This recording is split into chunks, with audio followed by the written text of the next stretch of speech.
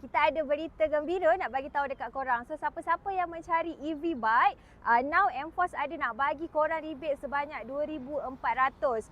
Kali ni dengan nama MFOS Charge. Okey, kali ni syarat dia lebih mudah, hanya perlukan IC saja. Semua orang layak untuk apply, tak perlu lesen, tak perlu payslip. Okey, kepada pemegang SSM pun boleh juga apply. And sekarang punya syarat, satu nama boleh beli beberapa unit motor. Maksudnya dah tak ada limit lah.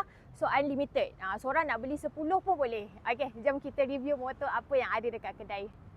Okay, ini dia motor QJ Motor ELTR EV bike. Okay, untuk after rebate 2,400 hanya jadi 5,099 sahaja. So motor ni dia design dia ala skuter biasa. Okey, untuk top speed dia boleh pergi 70 sahaja dan range untuk dia pergi kejauhan dia tu dalam 100-110. Okey, yang ini pula adalah model Ziho AE4. Dia datang dengan 3 color. Yang ini warna putih, kita ada warna oranye dan juga warna grey. Okey, so harga motor ni asalnya 7,499. Then after tolak rebate 2,400 dia jadi 5,099 saja.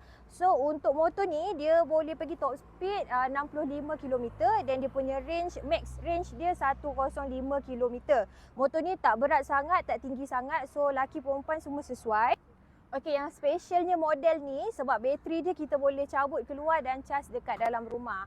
Okey, so siapa-siapa yang berminat boleh contact kita sekarang. So cara-cara macam mana nak apply rebate tu boleh contact sekarang sebab dia punya rebate ni kita bermula daripada hari ini bulan April sampai bulan Jun sahaja. So kena cepat-cepat apply sebelum terlambat. Kita akan sediakan nombor dekat caption. So mana-mana yang berminat boleh contact kita sekarang. Jumpa next video. Bye-bye.